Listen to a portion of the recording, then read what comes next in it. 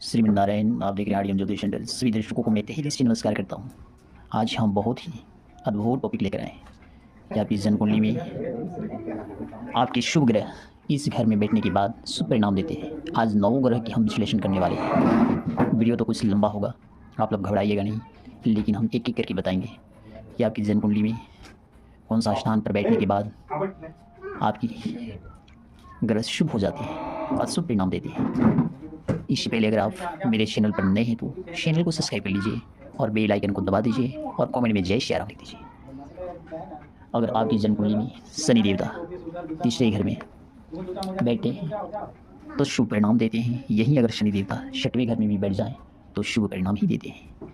यहीं अगर शनि देवता 8वें घर में भी बैठ जाएं तो ऐसे व्यक्ति को शुभ परिणाम देते हैं। यहीं अगर शनि देवता 11वें घर में बैठ जाएं तो शुभ परिणाम देते हैं। आप तो क्लियर हो चुका होगा शनिदेव के बारे में। अब आइए गुरु देवता। अगर आपकी जन्म कुंडली में दूसरे घर में गुरु देवता बैठे हैं तो शुभ परिणाम देखने को मिलेगा। यहीं अगर गुरु देवता 5वें घर में भी बैठ गए हैं तो आपको शुभ परिणाम ही देंगे। यहीं अगर आपकी जन्म कुंडली में गुरु देवता 9वें घर में बैठे हैं तो ऐसे जातकों को शुभ परिणाम ही देते हैं। यहीं अगर गुरु देवता 11वें घर में बैठे हैं तो आपको शुभ परिणाम देंगे।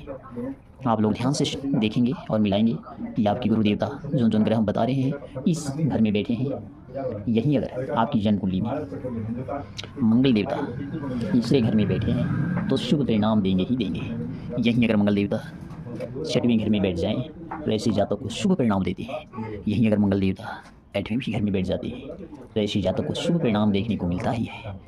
10वें घर में भी बैठ जाए मंगल देवता तो ऐसे जातक को शुभ परिणाम देखने को मिलता है। अब आइए हम शुक्ल देवता के बारे में बताते हैं। अगर आपकी जन्म कुंडली में लग्न भाव में शुक्ल देवता बैठ जाएं तो शुभ परिणाम देखने को मिलेगा।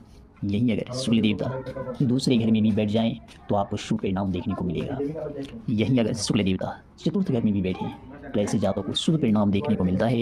यहीं अगर शुक्ल देवता 7वें घर में बैठे हैं तो ऐसे जातकों को भी शुभ परिणाम देखने को मिलता है। यहीं अगर शुक्ल देवता 11वें घर में बैठ जाएं तो ऐसे जातकों को शुभ परिणाम देखने को मिलता है। अब हम बताने वाले हैं आपकी जन्म कुंडली में बुध देवता लग्न में बैठे हैं तो भी शुभ परिणाम देते हैं। यहीं अगर बुध देवता तीसरे घर में भी बैठे हैं तो ऐसे जातक को शुभ परिणाम देखने को मिलता है। यहीं अगर बुध देवता जातक की कुंडली में 10वें घर में भी बैठे हैं तो ऐसे जातक को शुभ परिणाम देते हैं। यहीं अगर बुध देवता 11 घर में भी बैठे हैं तो ऐसे जातक को शुभ परिणाम देखने को मिलता है। अब चंद्र देवता का बात करने वाले हैं। अगर लग्न में भी चंद्रदेव बैठ जाए तो शुभ परिणाम देखने को मिलता है। यहीं अगर दूसरे घर में भी चंद्रदेव बैठ जाए तो आपको शुभ परिणाम देंगे। चतुर्थ घर में भी चंद्रदेव बैठे हैं तो शुभ परिणाम देखने को ही मिलेगा। यहीं अगर 7वें घर में भी चंद्र देवता बैठ जाए तो आपको शुभ परिणाम देखने को मिलेगा। यहीं अगर चंद्र देवता जन्म कुंडली के 10वें घर में भी बैठे हैं तो ऐसी जातों को शुभ परिणाम देखने को मिलता है। यहीं अगर चंद्र देवता 11 घर में इस घर में भी बैठे हैं तो शुभ परिणाम देखने को मिलेगा। अब हम सूर्य देवता की बात करने वाले हैं। लग्न में सूर्य देवता बैठे हैं तो आपको शुभ परिणाम देखने को मिलेगा। यहीं अगर सूर्य देवता दूसरे घर में बैठे हैं तो आपको शुभ परिणाम देखने को मिलेगा। यहीं अगर सूर्य देवता 6वें घर में भी बैठ जाए तो ऐसे व्यक्ति को शुभ परिणाम देखने को मिलेगा। यहीं अगर सूर्य देवता 9वें घर में बैठ जाए तो भी व्यक्ति को शुभ परिणाम देखने को मिलता है। 10वें घर में भी सूर्य देवता बैठ जाए तो आपको शुभ परिणाम ही देंगे। यहीं अगर सूर्य देवता 11वें घर में भी बैठ जाए तो ऐसी जातकों को शुभ परिणाम देखने को मिलता है। अब हम केतु देवता की बात करने वाले हैं। केतु देवता किसी भी कुंडली में 6वें घर में बैठ जाए तो बहुत शुभ परिणाम देखने को मिलता है। 8वें घर में भी बैठ जाए तो शुभ परिणाम देते हैं और अगर 12वें घर में बैठ जाए तो ऐसे जातकों को शुभ परिणाम देखने को मिलता है। अब हम राहु देव की बात करने वाले हैं। अगर आपकी जन्म कुंडली में राहु देवता दूसरे भाव में बैठे हैं तो आपको शुभ परिणाम देंगे। यहीं अगर राहु देवता तीसरे घर में बैठे हैं तो शुभ परिणाम देखने को मिलेगा। यहीं अगर राहु देवता 6वें घर में बैठे हैं तो ऐसे जातकों को शुभ परिणाम देखने को मिलेगा।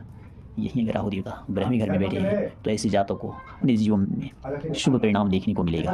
तो आप 9 ग्रहों को जान चुके होंगे कि आपकी जन्म कुंडली में कौन सा घर में बैठे हैं, शुभ परिणाम दे रहे हैं कि नहीं दे रहे हैं। आपको क्लियर हो गया होगा। तो ऐसी ही जानकारी के लिए आप मेरे चैनल से बने रहिए। सभी दर्शकों को मैं तहे दिल से नमस्कार करता हूँ। अगर वीडियो अच्छा लगे तो लाइक कर दीजिए और चैनल को सब्सक्राइब कर दीजिए और आप कहाँ से देख रहे हैं अपने कमेंट में लिख दीजिए।